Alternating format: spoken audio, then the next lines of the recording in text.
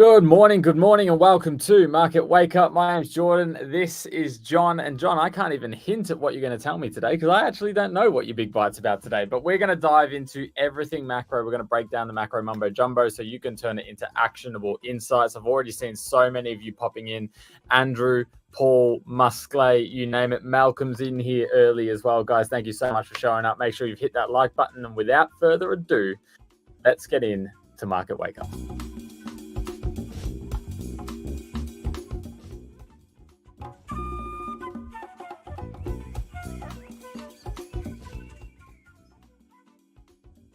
You can smell the Friday air. It's here. It's arrived. It's Friday. John, good morning. How you doing? Terrible. All right. There's the Friday vibes that I was attempting to bring in. And I'm joking. No, I'm good. I'm good. That's why I was trying to bring it down a notch. No, I'm good. I'm really good. Yeah, I'm good. I can't say any more than that. I think although I watched the England game last night and we were terrible. So that was fun to watch. But other than that, I'm good. How are you, mate? It's Friday feelings, I know. Yep, very good. I had terribly fantastic, Andrew said. He's terribly fantastic. What better way to keep the enthusiasm but tell everyone you're not okay. I respect it. Good morning, Potato. Good morning, London live trading floor as well, popping in. I've already said Malcolm and Andrew, guys, well done. Andrew's actually got a question for us as well. So what we'll do is we'll address that here in just a second. But I've had a pretty good day. I had some family do a layover in Perth. Which is probably going to sound quite odd for someone in the UK, but our country is very large. So if you want to fly from London to the east side of our country, you usually stop in either Singapore or Perth. And they had a quick little three-hour layover, so I was able to actually get down to the airport and meet them in there and have a bit of lunch with them, which was a nice little lunch treat today. So my vibes are pretty high. It's 31 degrees. It is lovely and warm. The sun is out. It's a Friday afternoon. The office here, if anyone's ever worked in a WeWork, they do beers on tap for free every day from 3 p.m. onwards. So there's a lot of people downstairs right now having lots of beer. The vibes are high. Blue skies, 31 degrees. What more can you ask for? What are you doing in here, George? All right, so let's. I'll see. No, I'm feeling good. I want to bring You've explained my perfect afternoon there.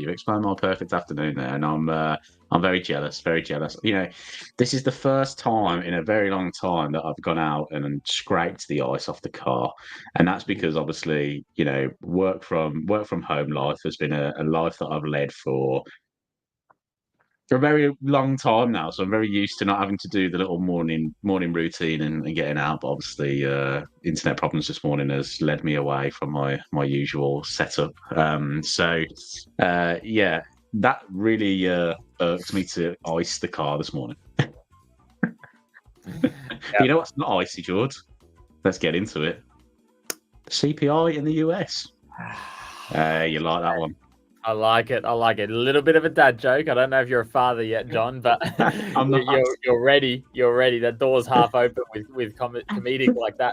Just quickly, before we do get into CPI, I don't know, and I'm ruining a fantastic segue. You can beat me up about it a bit later. Think Bigger's popped in as well. Say g'day. If you guys know Will from the London live trading floor, Think Bigger is going to be his new channel. So head over there, give it some loving just before these new videos do start coming out. Before we really jump into CPI and go through our usual routine, which everyone's here to see, I wanted to address Andrew's question. Okay, he said, if I may ask. Now, Andrew, don't ever start a question like that again. I want you to yell at the top of your lungs saying, oi, idiots, answer my question, right? I like that. I like the frontwards. I like you guys getting involved. It's why we do it live. So yes, you may ask, but in future, just feel free to ask as many questions as you possibly can. Do you guys happen to know a practical website that has news, what's happening worldwide, and economical data? My answer to this is no. Now, my answer to this, and John, I'll let you answer this, is because news is opinionated, data is not. When you try and find something to merge the two, it's very hard. What I mean by that, okay, is something like tradingeconomics.com. There is not an ounce of opinion in what they put out. It is just fact. Like there's no, oh, this could mean this, or this is also in relation to XYZ. It's PPI come out. This is PPI. This is the figure. Simple. No opinion, no kind of projection. When you look into things like Reuters, when you have a look at Bloomberg, when you have a look at, all these other news companies, they tell a story, they give you their perception, they tell you where or what's going to happen next because of it. They play on emotions. So I'm fine with that, with people sharing their opinions. That's what we do here at Market Wake Up. I think opinions are really important, but to find a site that you want to wholeheartedly just agree with what they say, I think is very, very dangerous attitude to have.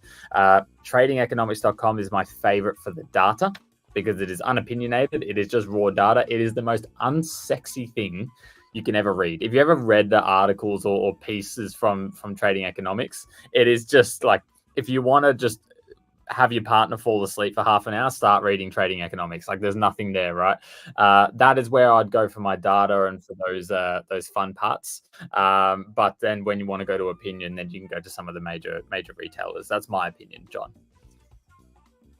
Yeah, I would totally agree. Hopefully, we can be the bridge to your gap there of wanting to know how to break down that macro news to get into actionable insights. That's what we're about. So hopefully we can start to help you a little bit more in that sense, and how you can take some of this economic data that you're seeing but then use it in a practical way. I've been talking about this for a while.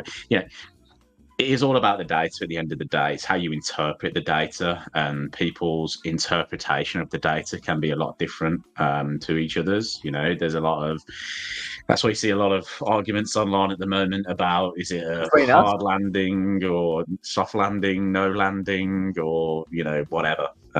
So yeah, there's an opinion of a market.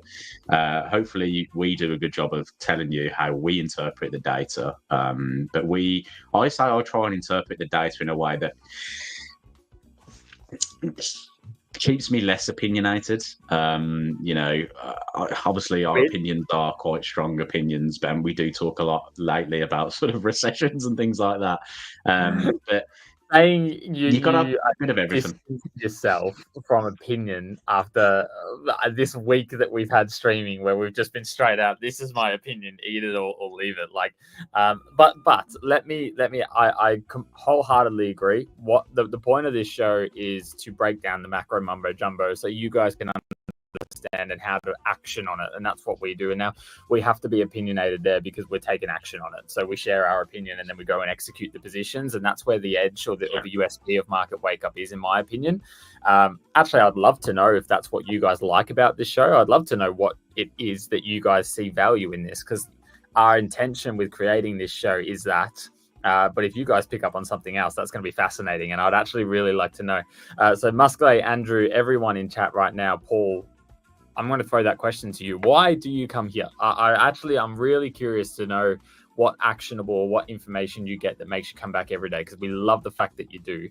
But opinions matter because opinions move markets. If no one had an opinion and they just traded off the data, we wouldn't have markets. We wouldn't have buyers and sellers. You need opinions. But when you are formulating an opinion, it's important that you know the data and you're not just formulating someone else's opinion. It's about knowing what's happening and how to use that, and merging a couple of different opinions together to form your own. It's same with politics. When you pick someone to Barry wonders himself sometimes. It's the same like when you're doing politics. You don't just read one news site and go, oh, they like this person, so I should. It's a matter of listening to everyone's opinions and then understanding what the data means, and then making your own opinion. But that's what I love about macro. Yeah, I 100% agree with that. And if you are interested in obviously seeing some trading economics stuff, I've got a bunch of that today for the big bites. So you're going to be happy in that sense. Now we're talking. All right. Well, let's get back to the magnificent dad joke little segue that we did. Yes, CPI 2.4%. Quite the opposite feeling that the good jobs number offered.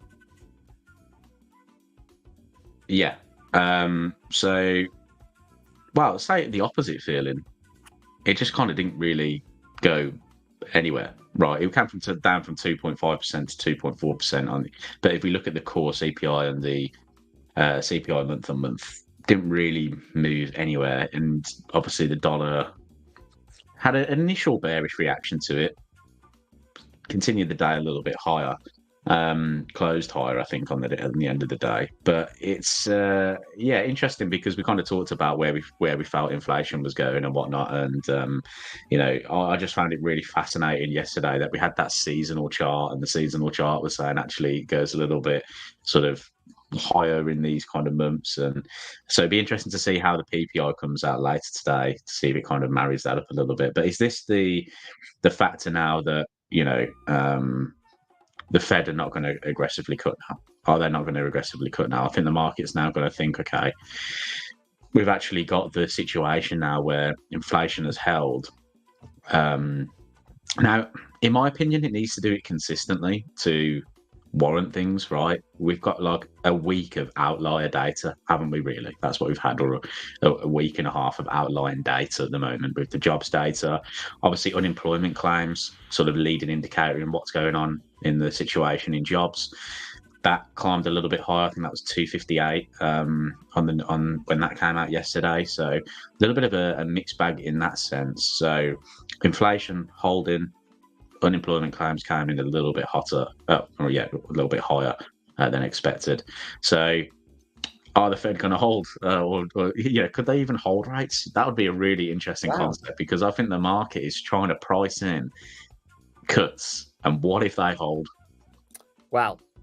I've been looking at the bond market, and I'm also having a quick little gander at the Fed Watch tool from the CME exchange, and believe it or not, we are no longer at 100% ease. We've been there for a little bit. It is removed. It is 85% for a 25 basis point cut come November 7th, and 15% that we have no change in November 7th. Now, if the data this month continues on the track it is, I think that's going to be weighted a lot more to a 50-50, which is crazy for me to be saying what we talked about last week compared to this week. It's just how quickly it's changing. It's just incredible. But yes, I just had a look. The CME Fed Watch tool is no longer saying 100%. We've got numbers elsewhere on the chart. Would you believe it? This is groundbreaking. Like, there's actually other numbers on the chart here, John. Like, I'm so excited. This is incredible. But again, it allows us to have a conversation about it, right? So it does. But loving the comments coming through, guys. Mixed messages. I'm not sure how to take them, but I like it. Musclay is popping in saying one of the reasons is having companions doing the same thing, and we get to interact. It's a blessing to find you guys. It is a blessing that you're here every day to join us. Honestly, we wouldn't be here if you weren't.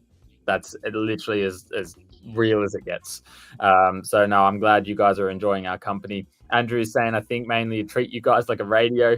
Are you saying we've got a place for radio, Andrew? What are you hinting? But I like it. I like it. Barry's saying it's a different way of looking at the market. That's probably my favorite, because that's what I really like. It carries weight to trade ideas. And yes, you're speaking my language, Barry. I like it. But Andrews also loves the diversity and the coverage of the different topics. So pat on the back, John. I'm just making us feel good for a Friday. But let's get into the fun stuff. Let's have a look at where we're at. Have you seen the VIX today, John? I have not seen the VIX today. Ooh, good, because I want you to take a guess. Let's get the freshly squeezed. I would say we're probably lower. Am I wrong? Like, did you throw a number? Oh, I can't throw a number at it. I don't even know where we're at right now. We're at 21. We are at 21.06. Okay. We're pretty much unchanged from yesterday, a little bit higher. From yesterday. 21.06 is where we're priced in. I'm going to give you a quick run through on all prices and where we're at today, so you guys are in the know before you start your trading day. So bear with me as I'm about to rant these off. FTSE is down 0.3. Nikkei's up 0.3. The XJR is down 0.3. The S&P 500 down 0.15 so far in pre-market. As discussed, the VIX a little bit higher. Coffee up 2.4%, finding some value today. Oil down 0.7%. Gold up 0.5%, silver unchanged, sugar up 0.1%. Aussie dollar pretty much unchanged, euro pretty much unchanged, Great British pound pretty much unchanged, US dollar Japanese yen up 0.14%, US dollar CAD up 0.12%, and US dollar Swiss franc pretty much unchanged. Bitcoin up 0.7%, Ethereum up 0.9%. Not really too much to read into. Not really much going on. I thought we would find a little bit more volatility in the pound, given that GDP was released about an hour and a half ago, but we haven't. We are moving into PPI and unemployment rate a little bit later. And at any point, China's just going to drop their new loan rates. At any point, they're just going to outlie what's been happening. And they've not really given anyone a time of when that's going to happen. I think they'll do it on the weekend like they did last time in closed market conditions, let everyone kind of breathe, think about it, and then execute when it comes Monday morning at open. But yeah, that's what we're looking at today. Yeah, interesting with the pound, wasn't it? A little 0.2% growth in GDP, which is something that the market has taken a little bit of a positive spin on at the moment. This was an expected figure, so it landed in as expected. Yeah, interesting situation going on in the UK, I think, at the minute, because there was this whole concept of, well, we had Bailey come out last week and basically drop the bomb of, yeah, we can aggressively cut if we need to, in a news article in The Guardian. And then he's kind of looking at it going, but do they have the ammo to go at it and drop a 50 basis points drop? I don't think they do right now. Obviously, GDP then coming in a little bit higher suggests that they don't necessarily need to, I guess, at the moment. So, yeah, I think it's an interesting concept there over at the minute. Is he trying to say these type of things to stop the pound from getting excessively strong? Because if we look at it and the performance that it's had, it hasn't had its typical performance in the year that we expect it to, right? It's definitely outperformed what we expected, largely down to the fact as well the US dollar has devalued the way it has. So very interesting situation going on over here in the UK at the minute. I just think that I don't necessarily see it on the ground. You're taking a big, deep breath. This is about to be a big call. I can feel it. I don't necessarily see pause, build anticipation. Hit us with it. What don't you see? I was in the gym yesterday, and a friend came over to me and was like, I got made redundant. And I was like, noticing at the moment. Yeah, and I was like, oh, really? Well, it's the first time I've actually heard it from somebody around me, right? I know four in the past 2 weeks. 4. Oh, right, okay, that's interesting then. And I was like, have you managed to pick up anything else? And he said, yeah, I have, and I'm just on sort of garden leave at the moment. I was like, oh, okay, interesting. But he reached out to one of my best friends for some work because he's in recruitment, and he didn't have anything for him. I've spoke to my mate who's in recruitment, and he's like, it's tough. It's very tough out here at the minute. So it was very interesting to hear that, because it wasn't necessarily I was expecting to hear that when and I was like, oh, really? You've been made redundant? So obviously on the ground, it doesn't feel like much is going the positive direction. Yeah, really interesting concept. This is why I feel like maybe Bailey's also kind of had that sort of, yeah, we can go if we need to.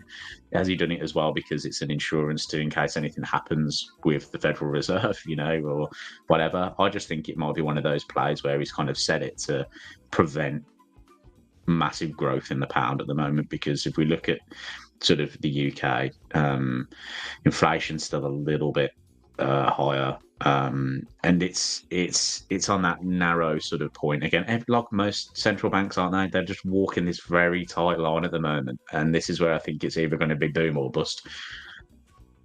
Yeah, it's interesting. Similar situation here. Friends in recruitment and whatnot that they're doing it tough, essentially. Big layoffs in mining. So yeah, the data and what we're seeing, at least in our social circles, aren't lining up a whole lot. It's an interesting point to look into, because next week is the claimant count change for the Great British Pound. So it will be interesting to see if if what he's talking about there is reflected in the data, or whether it's just going to be completely ignored, and whether we do have these big discrepancies between what actually is happening and what the data is suggesting, or we just know people who aren't very good workers. Either way, something's gone on, right? But but we'll figure that out. But I think it's an interesting piece. Look, I'm dying to. Let's get in. You said we're going data heavy. I'm ready. I've got my data hat on. I've been doing data analysis all day today. I'm ready. John, walk us through. Let's get in. I'm gonna walk you through the big bite. Let's get into it. I'm gonna walk you through it. So I'm actually going somewhere a little bit different. I don't know. I would like to know in the chat who actually trades this currency, because I don't think it's a currency that I would say is a currency that is. Can we take a guess? Popular. You can take it. You can take a stab at it. Do you want me to give you a clue? Yeah. Let's do this. Give us. I like it. I like a good trivia. Chat join in as well. Let's go trivia. Yeah, I'll give you a big clue. It's a big clue. And I'm just going to say it is related to oil. It's a currency that is related to oil. Okay, so straight away, I think quite wide range. Okay, it's straight away you go Canadian dollar, but that's going to be a popular one. So I'm assuming we're not going to be doing the Canadian dollar. So then we've got to think Eastern European, Middle Eastern countries. Now, okay, here's my next question. Can you get it on a generic CFD platform? Yeah. Okay, so it's at least a decent... These days, yeah, you should be able to. It's a decent.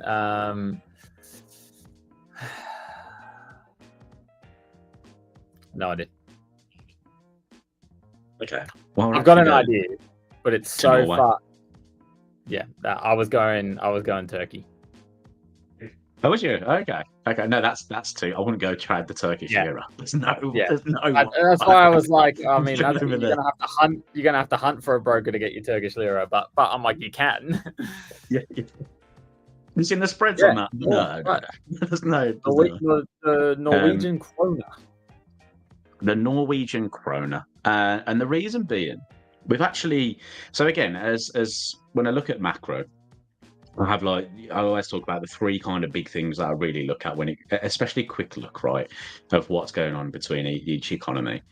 And the difference for me, I always look at where the interest rates are, where the inflation rate is, and what the GDP is, right? Those are kind of my quick fire. Have a look at those. And you can usually gauge where a country is on a quick look. Yeah, performance to another. Yeah. Do you look at the numbers, or do you look at the trend of the numbers? I look at the trend of the numbers. Okay. That's very important to know. You can't just quickly. Yeah, this is why I say quick look. Use it like a snapshot, right? But and I'll show you how to do that. But this is dollar versus the Norwegian krona, right? This is somewhere where I quite like the play at the minute. I also quite like euro versus the Norwegian krona as well.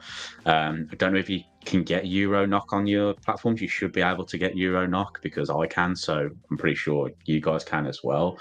But there's two kind of ways of looking at this. So we'll go data heavy first, and the reason why I talk about sort of oil and stuff is because it makes up a large sort of exports in Norway, right? You've got oil, gas, natural gas as well, really big one in Norway as well. And it makes up 79% of their exports. So very large majority of their exports is to do with this sector. You've also got little things like fish. They do a lot of work in fish, obviously. The big fishing community in Norway as well.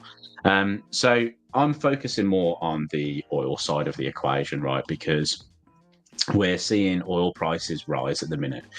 Now, oil prices can go hand in hand with Norway's inflation rate, right? And if we look at the inflation rate in Norway at the moment, it's starting to rise again, starting to go a little bit higher. Now, the reason why this kind of came to my attention in the first place was because I was thinking of oil prices. If they do go a lot higher, who's going to be impacted the most? Yes, I looked at the Canadian dollar, right? But I was thinking, let's think a little bit outside the box. Let's give our viewers something a little bit different. So looked at the inflation rate here, and I was looking at this and I was thinking, well, actually, Norway's seeing an increase in inflation. Now, if we go and compare this to Brent crude oil, right, and we can compare the two together, we can see that the correlation's pretty strong here, right? Whenever we see an increase in Brent crude oil prices, we typically see inflation rise in Norway as well. So you've got that direct correlation there. So this is something that we need to look out for going forward. If you see oil prices continue to rise, you need to say to yourself, okay, that could impact Norway's inflation rate. If the inflation rate continues to move higher, what is a central bank more likely to do? They're more likely to hike interest rates, or they're more likely to hold interest rates. We go over to Norway's interest rate at the moment, 4.5%, which is fairly high when you consider the sort of G20 or G7, right, at the minute. Yeah, like what? That's 25 basis points below the Kiwi dollar, 50 basis points below the US dollar. Yeah. So, and if you think about where we are in terms of what the Fed are doing, they're cutting.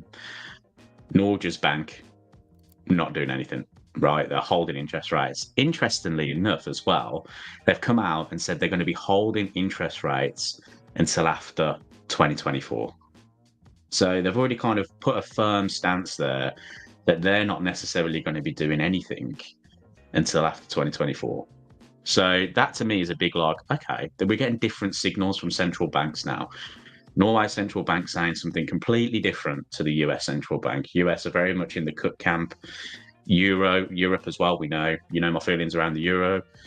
That's definitely not in a good place at the minute. Growth in Germany has not been great. Although I did see German retail sales coming a little bit better, but that's just probably a little bit of a shine in the darkness of the euro right now. But essentially, we've got two factors going on here for me. Inflation could be rising because of oil prices. That could lead to the interest rate stand a little bit higher. Typically, we could see a currency perform better in those circumstances. If we look at the GDP growth rate as well, in Norway at the moment, you can see that we're at 1.4%. We're on that little bit of a trend higher, a little bit of a blip in Q1 of 2024, but from 2023, we're on that sort of path a little bit higher. I compare this to the EU area GDP growth rate right at the moment. We can see we're higher than the EU right now. So this is how I kind of see macro. I try and look at macro and I try and put it into a sense where I look at GDP differentials. I'll look at the inflation rate, where I see that kind of potentially going, and what a central bank is doing. And then we can try and look for a central bank. So I think actually it might be the RBA, Norway, and there's one more central bank out there BOJ, right? They're the only ones that I can say are a little bit hawkish at the minute. I don't know if you agree with that. Sticky. I'd say sticky. Sticky. I don't know about hawkish, but sticky. Yeah, probably yen. Well, I was going to say Japan's probably the most hawkish, but then again, we've seen what the new prime minister said. So maybe not. So yeah, sticky is probably the right way to actually say it. So a little bit stickiness going on there. So it led me to think, okay, how can I put this into a tradable action, right? What can I use this information for? So I went over to US dollar, Norwegian kroner, if my chart wants to load here. And I was looking at the prices of this market, if it wants to pick up for me. Hello. But essentially what's going on at the moment on a daily chart is we can see that every time we've had a kind of sharp rally here, the market has sold off quite aggressively. This is where we started to see the difference really in price back in August, where we started to see, calls that there might be cuts from the Federal Reserve. Obviously, the July meeting after that was where they held, but then after that July meeting, we pretty much got confirmation that they were going to be cutting interest rates. And every kind of rally we've had so far has been met with a little bit of resistance. So I like the fact that we've come up into a strong level of resistance here. This is a nice area, I would say, to be looking at short opportunities for myself personally. I like the idea. Confirm, bullish knock. Bullish knock, yeah. I'm bearish. I'm not necessarily bearish US dollars, but I like the difference to what's going on there. That's why I said a better play might be looking at your euro, Norwegian krona, right? Because the market here, again, every kind of rally that we've had most recently has been met off with a little bit of selling pressure as well. I think if we start to see breaks below this kind of 11.6 area, I'd be favouring the downside here on euro NOK. I also quite like the idea that price is getting a little bit sticky at these highs as well. If you like the range plays, I love trading ranges, give you clear defined areas of support and resistance. I think if we do start to see that, we could see a little bit of a move back down towards this 11.6. More on my side, I feel if we break the 11.6, then we can come a little bit lower. That's my big buy. It's interesting. I like it. I've not looked into the NOK much. Barry popped in and said Norway is UK's biggest supplier, I think. So they have a big effect on energy prices, as about a third of the UK energy comes from oil. So that's another play to have a look at. You've looked at Euro NOK. While you're doing it in the background, I've been cheeky. I've gone to look for a seasonal play on Euro NOK. You don't want me looking at that. You ain't getting it. Over 21 years, mid-October to mid-November, 80% of the time over 21 years, we have gained value in the euro in comparison to NOK. And I think that kind of plays into your correlation with oil there, with what oil is expected to do seasonally as well. So we need an upset in oil for me for this to essentially play out. But nevertheless, I really appreciated that. We are a little bit over time. Yeah, I will. Sorry. I'll save it for next week. No, you're right. I went way over. Guys, there you go. Another week done here at Market Wake Up. If you haven't seen, we've been putting a lot of effort in some little short videos for you guys to have a look. So make sure you subscribed and turn the notification bell on our channel. I cannot thank you enough for the support and showing up here every morning and being a part of this conversation. Today was a lot more fun. I say that because today you guys came out of your shell. We had questions. You guys wanted to be involved. I really want to thrive that. So in the future, if you see something, a headline in the news, you see something you want to understand a little bit more, and you think that perhaps our opinion matters or it's just a conversation you want to have, send it our way and let's chat about it. Without further ado, this weekend, get away from the charts, spend some time with your friends and family, come back on Monday refreshed, 8:30 a.m. British Standard Time, and we'll do it all again. John, thank you very much. We'll see you on Monday.